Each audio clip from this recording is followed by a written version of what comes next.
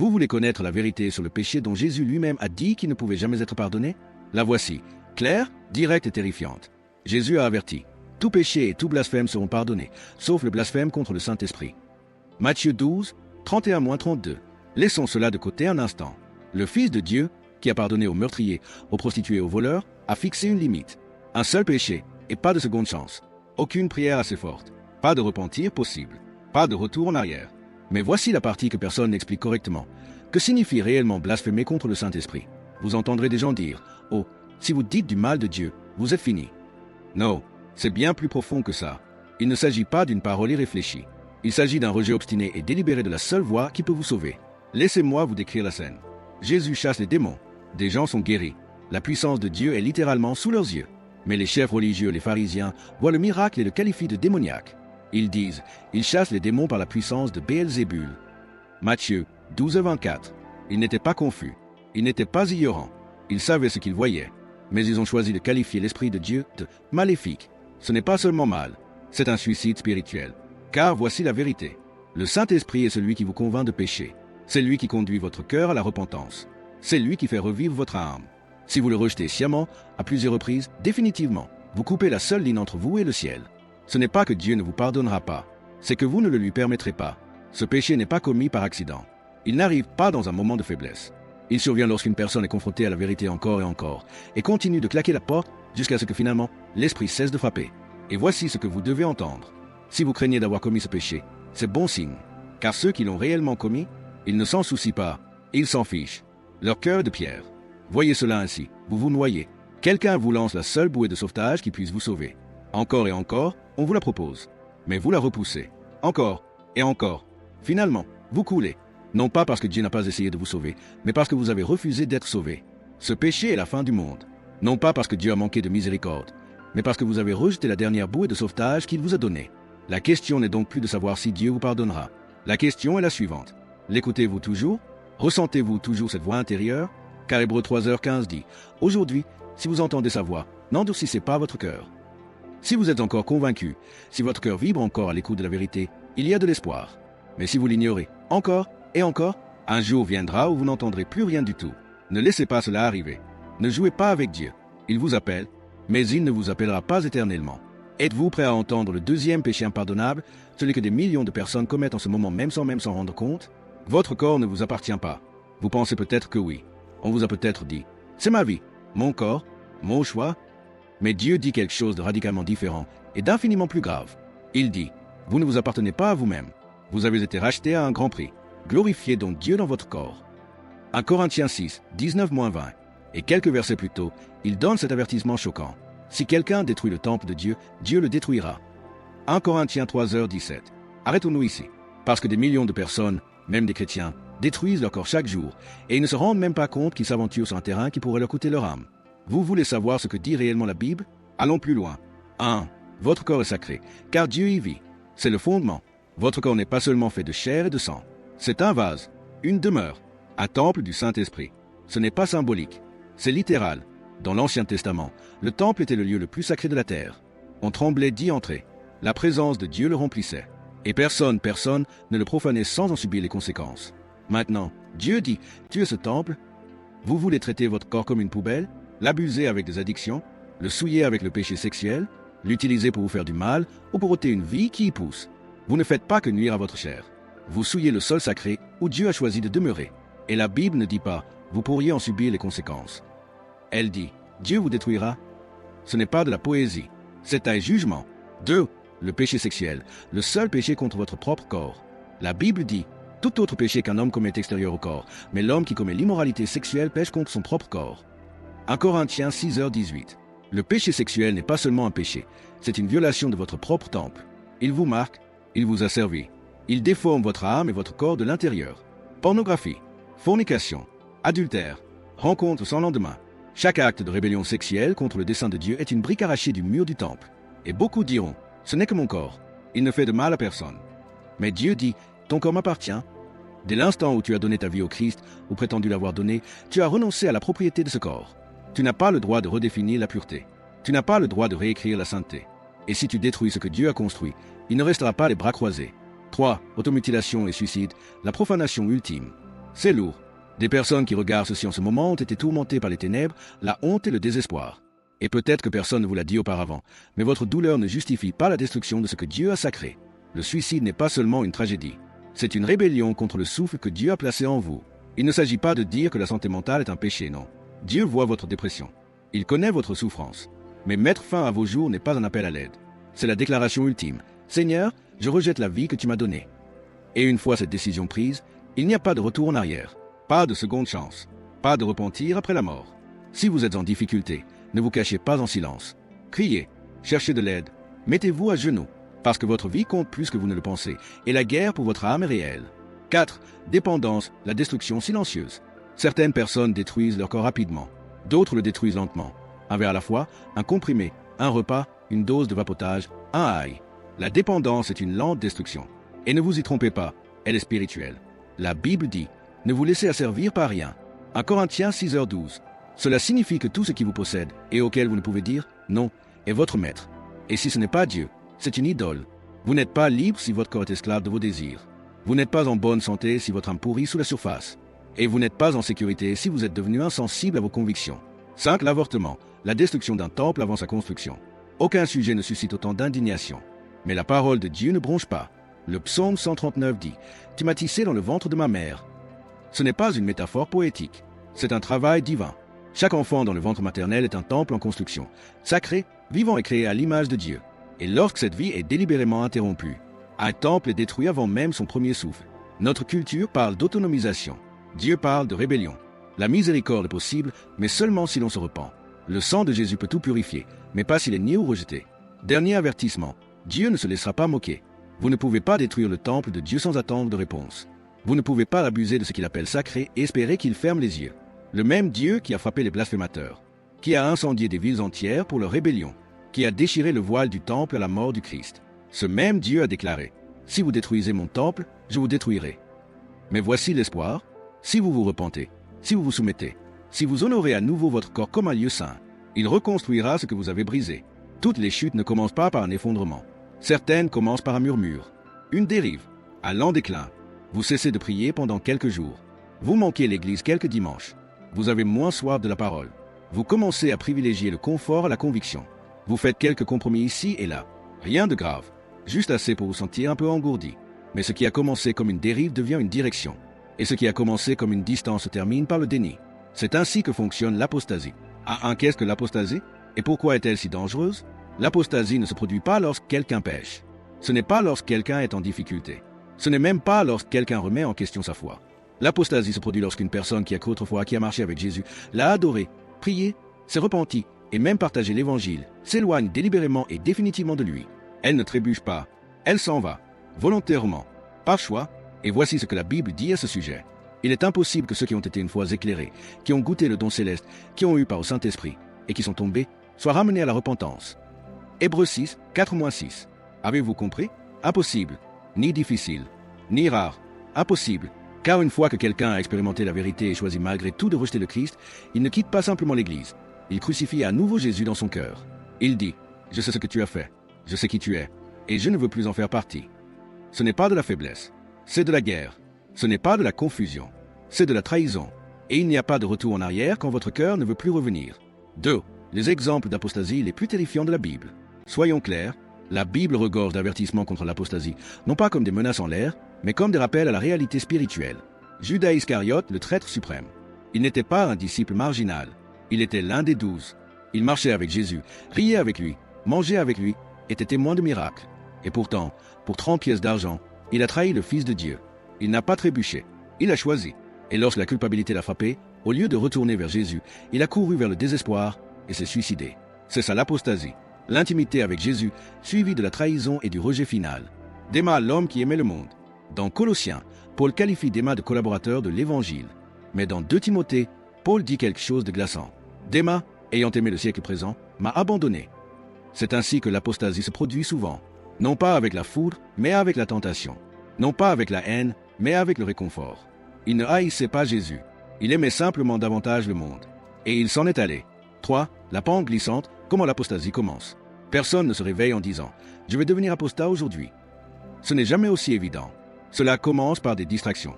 se transforme en compromis, grâce à la froideur spirituelle, et se termine par une rébellion délibérée, étape par étape. 1. Vous cessez de lire la Bible. 2. Vous cessez de prier. 3. Vous commencez à rationaliser le péché. 4. Vous vous éloignez de la communion fraternelle. 5. Vous tombez amoureux du monde. 6. Vous réduisez au silence vos convictions. 7. Vous reniez Jésus. Et au moment où vous vous regardez dans le miroir, vous ne reconnaissez même plus qui vous êtes devenu. Pire encore, vous ne vous en souciez plus. La voix qui vous convainquait, disparue. La faim qui vous animait, morte. La lumière qui vous guidait, ténébreuse. C'est pourquoi Hébreux 10, 26-27 nous avertit. Si nous péchons volontairement après avoir reçu la connaissance de la vérité, il ne reste plus de sacrifice pour les péchés, mais une attente terrible du jugement et d'un feu dévorant. Non par ignorance, non par faiblesse, rébellion délibérée, perpétuelle. 4. Y a-t-il un espoir pour quelqu'un qui s'éloigne? C'est là que ça devient douloureux. Si vous vous êtes éloigné, mais que vous êtes toujours convaincu, si votre cœur souffre encore en pensant à Dieu, si vous aspirez encore à lui, même si vous êtes loin, alors tu n'es pas allé trop loin. Car la véritable marque de l'apostasie n'est pas seulement le péché, c'est le silence. C'est un cœur si endurci qui ne ressent plus rien. Pas de peur, pas de chagrin, pas de désir. Si ce n'est pas toi, si l'esprit murmure encore, alors cours. Ne marche pas, cours vers Jésus. Ne dis pas, je reviendrai plus tard, parce que plus tard pourrait ne jamais arriver. 5. Garde ton cœur ou perds la foi. L'apostasie est évitable, mais seulement si tu gardes ton âme comme si l'éternité en dépendait, car c'est le cas. Ne cesse jamais de prier, ne cesse jamais de te repentir, ne cesse jamais de t'accrocher au Christ quand le monde tire sur ton âme. Car l'apostasie ne ressemble pas à Satan, elle ressemble à du confort, elle ressemble à du compromis. Elle semble facile, mais elle se termine par la destruction. Alors laissez-moi vous poser une question et vous répondre honnêtement. Vous rapprochez-vous de Jésus ou vous éloignez-vous? Un moment viendra dans l'histoire de l'humanité et il n'est pas loin où le monde sera contraint de choisir. Pas métaphoriquement, pas en secret. Un choix littéral, visible, éternel, définitif. Ce choix ne se fera pas entre la religion ou l'athéisme, ni entre la morale et le péché. Ce sera entre l'allégeance à Dieu ou à la bête. Et ceux qui font le mauvais choix subiront la sentence la plus terrifiante jamais consignée dans la Bible. Si quelqu'un adore la bête et son image et reçoit une marque sur son front ou sur sa main, il boira, lui aussi, du vin de la fureur de Dieu, et la fumée de son tourment montera au siècle des siècles. Il n'y aura de repos ni le jour ni la nuit. Apocalypse 14, 9-11. Pas de repos, pas de pardon, pas de possibilité de se repentir. Il ne s'agit pas d'une punition temporaire. C'est la séparation éternelle. Un tourment sans fin. Tout est scellé par un seul acte, recevoir la marque de la bête. N'adoucissons pas cette image. Ne la symbolisons pas à outrance. Ce n'est pas une remarque biblique facultative. C'est l'épreuve ultime de loyauté pour chaque être vivant sur terre. Et elle arrive. La Bible est on ne peut plus claire. Dans Apocalypse 13, le monde est livré à un personnage connu sous le nom de la bête l'Antéchrist. Il ne vient pas en crachant du feu. Il vient avec puissance, avec charisme, avec autorité. Il unifiera les nations, résoudra les crises, offrira la paix mondiale. On l'appellera un sauveur. Certains l'appelleront Dieu. Et à mesure que son pouvoir se renforcera, il fera quelque chose d'effrayant. Il mettra en place un système qui contrôlera tout commerce, tout mouvement, toute survie. Personne ne pourrait acheter ou vendre sans avoir la marque, le nom de la bête ou le nombre de son nom. Apocalypse 13h17. C'est là que l'illusion de la neutralité disparaît. Vous ne pourrez plus vous cacher derrière le silence. Vous ne pourrez plus dire « je suis spirituel, mais pas religieux ». Vous devrez choisir, recevoir la marque et adorer la bête ou perdre votre accès à tout ce que le système contrôle. Et le système contrôlera tout. Accès à la nourriture, à l'eau, aux soins de santé, à la monnaie, au déplacement, à la communication. Pas de marque, pas de survie. Ce ne sera pas un événement anodin. Ce sera le paroxysme mondial de la tromperie et de la pression. L'infrastructure est déjà en construction. En ce moment même, les gouvernements promeuvent les monnaies numériques. Les systèmes de contrôle social sont mis à l'épreuve. Les crises mondiales conditionnent les populations à accepter des solutions imposées par le pouvoir en place en échange de la paix. Et dès que l'Antéchrist surgira, ce système s'activera. Certains pensent que la marque sera un tatouage. D'autres, une puce électronique. D'autres encore, une identification biométrique. La forme exacte importe moins que la fonction. Une allégeance totale. Cette marque sera votre déclaration. Je choisis la bête plutôt que Dieu. Et une fois ce choix fait, il est irréversible. On se demande, mais Dieu ne me pardonnera-t-il pas si je ne savais pas? Et si je me repentais plus tard? Il n'y aura pas de plus tard. Apocalypse 16 dit qu'après la marque et le début du jugement, ceux qui l'ont reçu refusent de se repentir. Même après que des plaies ont recouvert leur corps. Même après que Dieu a déversé sa colère. Leurs cœurs sont si endurcis qu'ils maudissent Dieu plutôt que de revenir à lui. La marque de la bête n'est pas seulement de l'encre sur la peau. C'est un poison dans l'âme. Elle vous endurcit au-delà de tout retour. Elle vous lie à l'Antéchrist. Elle déclare la guerre au ciel. Et pourtant, les gens s'y précipiteront. Ils diront, ce n'est qu'une marque. Ils diront, ce n'est qu'un portefeuille numérique. Ils diront, ce n'est que l'avenir, habitué Y. Mais Dieu dit, ceux qui la prennent boiront la coupe de ma colère. Pourtant, les gens paniquent. Et si on me force? Et si je la prends par accident? C'est impossible. Cette décision ne sera ni cachée ni subtile. Elle sera spirituelle, consciente, publique, indubitable. Ce n'est pas quelque chose que l'on prendra par hasard. Vous ne vous réveillerez pas un jour en réalisant que vous avez pris la marque. Il s'agit d'un acte de loyauté ultime. Soit vous vous inclinez devant Christ, soit vous vous inclinez devant la bête. Mais voici la bonne nouvelle. Les vrais disciples de Christ ne seront pas laissés sans protection pour faire ce choix. Apocalypse 3h10 fait cette promesse. Parce que tu as gardé la parole de la persévérance en moi, je te garderai de l'heure de la tentation qui vient sur le monde entier. Beaucoup croient que l'Église, le véritable corps des croyants, sera enlevé avant le début de cette grande tribulation. Cela signifie que ceux qui sont fidèles à Christ maintenant échapperont à ce qui est à venir. Mais cela ne signifie pas que vous pouvez attendre le dernier moment pour décider. Si vous rejetez Christ aujourd'hui, si vous vivez pour le monde maintenant, si vous réprimandez vos convictions et jouez avec le péché, vous entraînez votre cœur à choisir la marque quand elle viendra. Vous ne deviendrez pas courageux comme par magie lorsque la bête apparaîtra. Vous choisirez en fonction de la loyauté que vous vivez aujourd'hui. Et c'est pourquoi ce message est important. Parce que le jour viendra où votre loyauté ne sera plus une affaire privée. Elle sera visible, coûteuse, éternelle. Ce jour-là, il n'y aura plus de retour en arrière. Le moment de choisir est maintenant. Et si vous choisissez Jésus, peu importe ce que vous perdez dans ce monde, vous gagnez l'éternité avec lui. Si vous choisissez le confort maintenant, la commodité maintenant, la survie maintenant, vous perdez tout. Il vaut plus que la nourriture, plus que le confort, plus que la vie. N'attendez pas que la cible soit offerte. N'attendez pas que la pression vous frappe. Lève-toi maintenant. Crois maintenant. Suis-le maintenant. Car bientôt, il n'y aura plus de juste milieu. Il existe un péché qui ne semble pas dangereux au premier abord. Il ne choque personne. Il ne fait pas la une des journaux. Il n'est ni bruyant ni violent. Mais il est mortel. Plus mortel que les péchés qui vous effraient. Parce qu'ils engourdissent l'âme dans le silence. Et pire encore, vous savez ce que vous faites. C'est le péché de connaître la vérité et de choisir malgré toute la rébellion. Ce n'est pas une question de chute. Tout le monde tombe. Ce n'est pas une question de faiblesse. Tout le monde lutte. C'est une question de défi délibéré. C'est quand vous péchez, regardez Dieu en face et dites « Je le fais quand même ». La Bible n'a pas de mots doux pour ce genre de vie. Si nous péchons volontairement après avoir reçu la connaissance de la vérité, il ne reste plus de sacrifice pour les péchés, mais une attente terrible du jugement et d'un feu dévorant. Hébreux 10, 26-27. Pensée Y. Plus de sacrifices. Plus de sang pour vous couvrir. Plus de croix vers laquelle courir. Que le jugement. Que le feu. Car il arrive un moment où la croix que vous aimiez autrefois devient quelque chose que vous piétinez. Et vous ne bronchez même pas. Ce n'est pas le péché de quelqu'un qui est brisé, qui pleure, qui essaie de changer. C'est le péché de celui qui a entendu tous les sermons, vu la lumière, goûté la grâce, et qui dit encore « Je préfère mon péché ». C'est quand votre cœur s'endurcit, pas par accident, mais par choix. Vous vous dites que c'est juste pour l'instant. Vous dites « Dieu comprend ». Tu dis « Je me repentirai plus tard ». Mais tu ne réalises pas qu'à chaque fois que tu fais taire sa voix, elle s'atténue. À chaque fois que tu ignores ta conviction, elle s'estompe. Et finalement, elle cesse complètement. Ce n'est pas de la miséricorde, c'est du jugement. La voix qui te réveillait la nuit, disparue. Les larmes que tu pleurais au culte, sèches. Le besoin d'être à nouveau pur, engourdi. Tu ne l'as pas perdu. Tu l'as enterré. Sous le compromis, sous le plaisir, sous l'orgueil.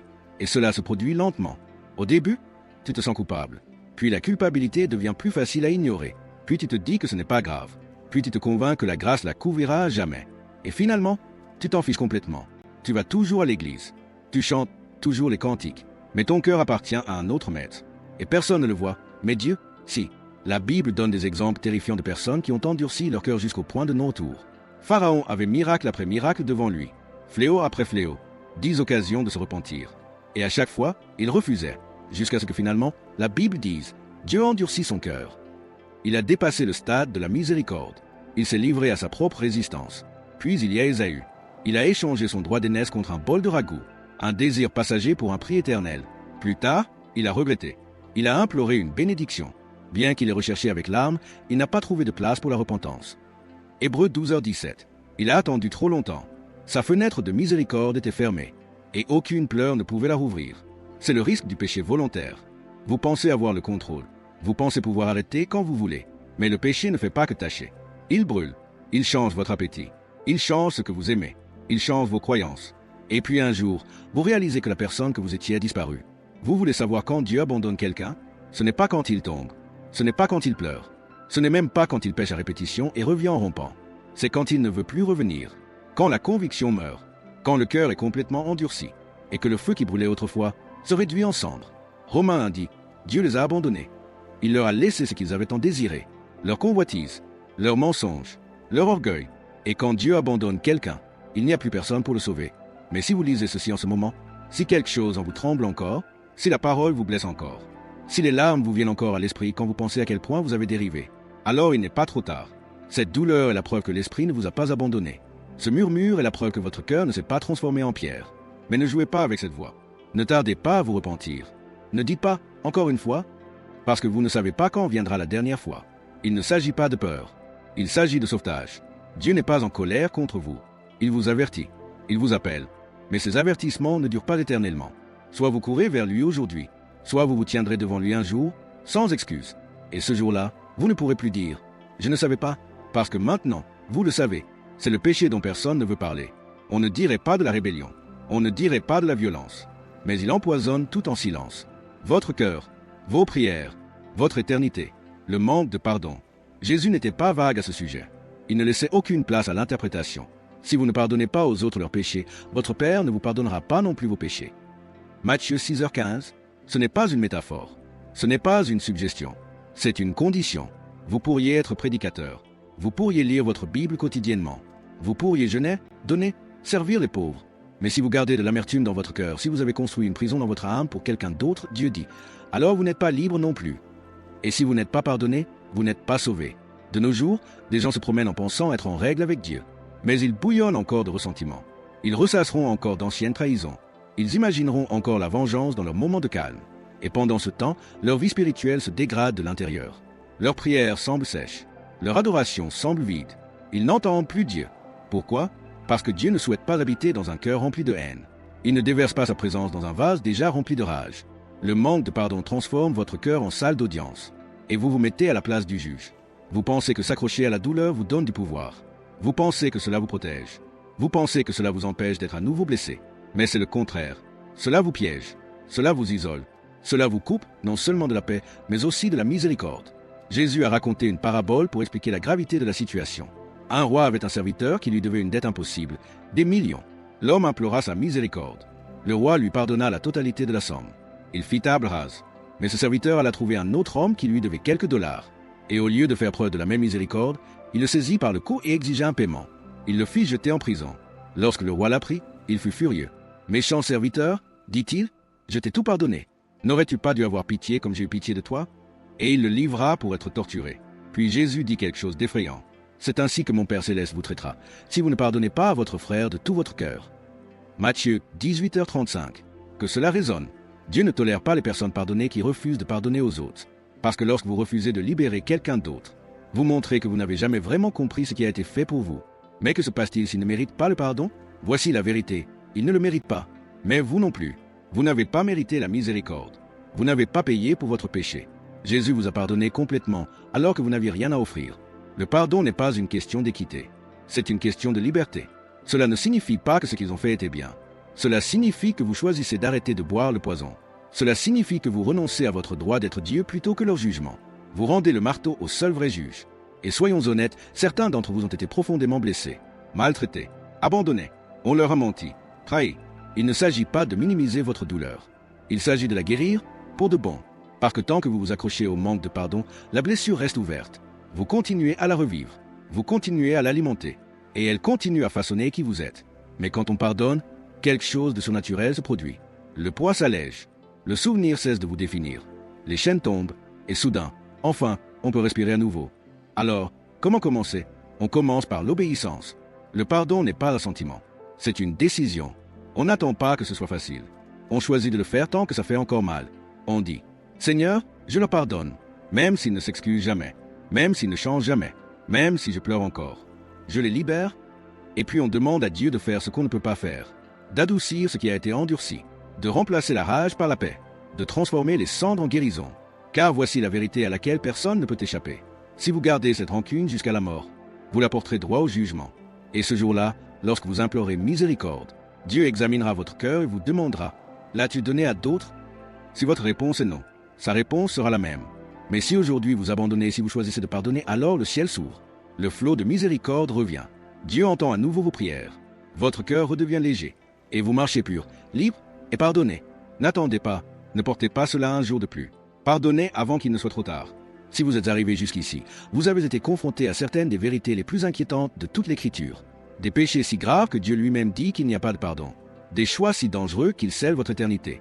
Des chemins qui commencent par des compromis et se terminent dans les ténèbres. Un blasphème contre le Saint-Esprit. La destruction de votre propre corps, le temple de Dieu. Tourner le dos au Christ après l'avoir connu. Prendre la marque de la bête. Vivre volontairement en rébellion. Refuser de pardonner aux autres. 6 péchés, chacun aux conséquences éternelles. Chacun porteur d'une question terrifiante. Suis-je déjà allé trop loin? Et maintenant, vous voilà, les yeux rivés sur votre écran. Peut-être les larmes aux yeux, peut-être la peur au cœur, peut-être avec des souvenirs que vous aimeriez effacer, vous demandant s'il existe un moyen de revenir en arrière. Alors, laissez-moi vous donner la réponse que votre âme attend désespérément. Si vous vous souciez encore, vous n'êtes pas si loin. Si votre cœur tremble encore, si la conviction vous blesse encore, si une partie de vous aspire encore à être pure, alors cela signifie que Dieu vous appelle toujours. Car voici le mystère de la grâce. Ceux qui sont vraiment perdus à jamais, ceux qui ont franchi la ligne, ne s'en soucient pas. Ils ne posent pas de questions. Ils ne pleurent pas. Ils s'en moquent. La chose la plus terrifiante que Dieu puisse faire, c'est de cesser de parler, de se taire, de vous ôter toute conviction, de vous abandonner à vos choix et de vous en aller. Mais si vous êtes encore là, à lire ceci, cela n'est pas arrivé. Il y a encore une fenêtre. Il y a encore du souffle dans vos poumons. Il y a encore un murmure dans votre âme. Et ce murmure, c'est la miséricorde. Vous pourriez avoir honte. Vous pourriez avoir l'impression d'avoir trahi Dieu trop de fois. Vous pourriez même vous sentir indigne de prier. Mais regardez pour qui Jésus est venu. Pas pour l'élite religieuse. Pas pour les parfaits. Pas pour ceux qui se débrouillaient. Il est venu pour le publicain, la prostituée, le voleur sur la croix, la femme surprise en adultère, le disciple qu'il a renié 3 fois. Et à chaque fois, il les a accueillis à bras ouverts. Quand ils sont revenus brisés, c'est la clé. Il ne restaure pas les orgueilleux. Il ne sauve pas ceux qui s'accrochent encore à leur péché. Il ne déverse pas sa grâce là où il n'y a pas d'abandon, mais à celui qui se prosterne, à celui qui dit « Seigneur, je ne mérite pas ça, mais j'ai besoin de toi. » Il répond, il court, il embrasse, il guérit. Ce monde s'effondre. Le péché est normalisé. La vérité est bafouée. L'Église est sous pression. La fin approche chaque jour. Vous n'avez pas de temps à perdre. Vous n'avez pas de place pour les paris. Vous ne pouvez pas vous offrir le luxe d'une nuit de plus avec le péché. Dieu vous offre un moment de décision. Ici, maintenant, aujourd'hui, si vous entendez sa voix, n'endurcissez pas votre cœur. Hébreux 3h15. Voici votre bouée de sauvetage. Ne l'ignorez pas. Ne remettez pas à plus tard. Ne dites pas « à demain ». Parce que, tôt ou tard, demain s'épuise. Alors, que faites-vous maintenant? Arrêtez de courir. Arrêtez de marchander.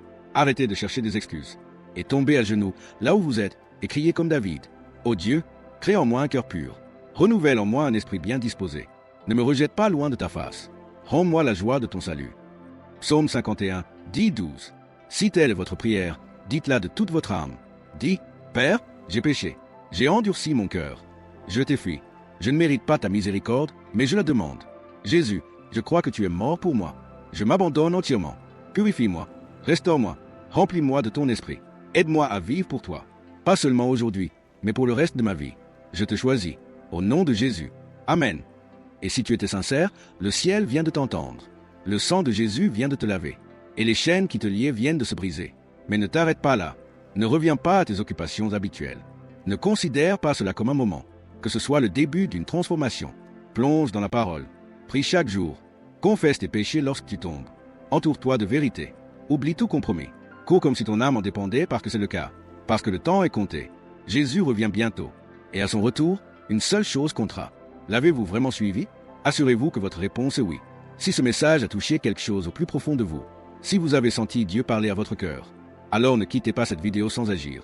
Cliquez sur le bouton « J'aime », pas pour moi, mais pour montrer à l'algorithme YouTube que ce message doit toucher davantage de personnes avant qu'il ne soit trop tard. Abonnez-vous à la chaîne dès maintenant car la suite vous ouvrira encore plus les yeux. Et activez la cloche de notification pour ne pas manquer la prochaine vidéo qui pourrait changer votre éternité. Et en parlant d'éternité, une autre vidéo est en cours de diffusion. Elle aide déjà des milliers de personnes à prendre conscience de la réalité spirituelle à laquelle nous sommes confrontés. Cliquez dessus. Regardez-la maintenant. Laissez Dieu continuer à vous parler. Ne faites pas défiler la page. Ne revenez pas à la normale.